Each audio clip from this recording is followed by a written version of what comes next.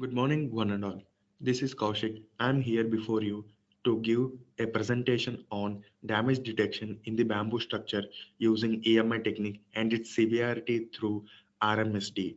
Now, under the guidance of the Visalakshi ma'am, now we're gonna introduce to the bamboo structures. Bamboo is a sustainable material as it is lightweight and easy in construction. It is very much suitable in the earthquake regions. Bamboo cultivation can play a major role in mitigating a number of prominent environment problems. Bamboo generates 30% more oxygen than trees. Therefore, it is very sustainable material and in some places it is easily available material for the constructions. Now, using this bamboo, I have made a model with the help of the mechanical tools that is G plus 1 structure as we can see here. So using this EMI technique and through RMSD method, we can see that the damage detection and its severity through the bamboo structure. So we're gonna introduce about the EMI technique. The EMI technique. EMI technique is one of the structural health monitoring technique is based on the measurements of electromechanical impedance.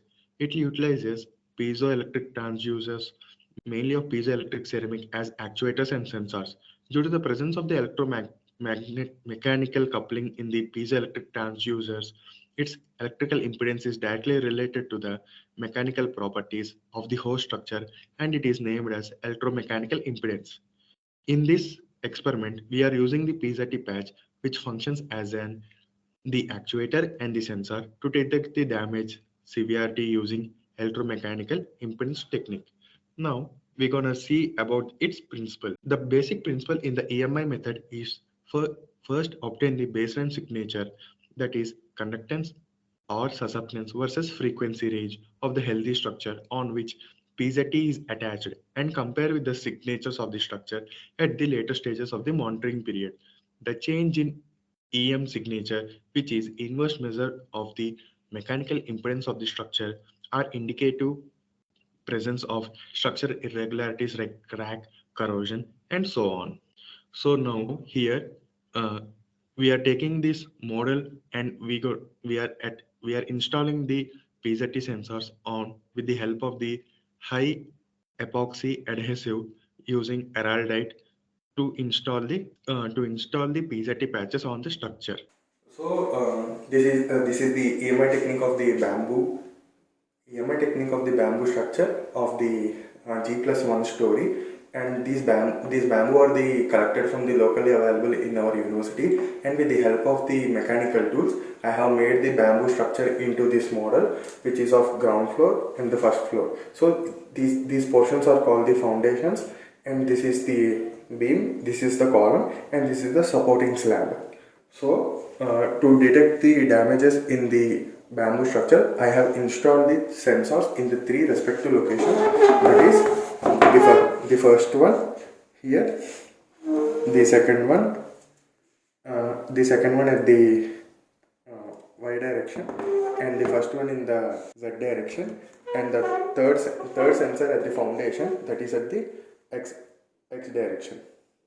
So on this, after installing the sensor, the damage is given to the structure, and with the help of the sensor, how much amount of the damage uh, or the severity is created onto the structure will evaluated based on the EMI technique. This PZT sensor is connected to the DAC system through the help of wires, and we are giving the electrical voltage through the LCR meter from the frequency ranging from 30 kilohertz to 300 kilohertz. With the help of the wires, this data is collected through the uh, data acquisition system. So this is the here we are getting the values as shown in the. Here we can see the combined conductance and susceptance of the structure of the location 1. So based on this, by plotting the RMSD value, we can say the severity damage of the structure. From the LCR meter, after getting the results on plotting the values of the frequency, conductance, and susceptance, we obtain the graphs as shown here. So we can see that there are the two conditions, which is healthy state and damaged state.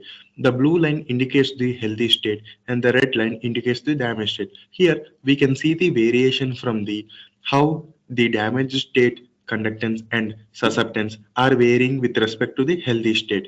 Therefore, we can say that the structure is induced to a incipient damage at the location 1 here. Similarly, here we can see that the variation from the healthy state and the damaged state are clearly visible. So we can also say that here the conductance and susceptance are varying with respect to the healthy state. Similarly, for the third location also, here the damaged state is varying with the healthy state, and we can observe the presence of cracks and presence of damage on the structure.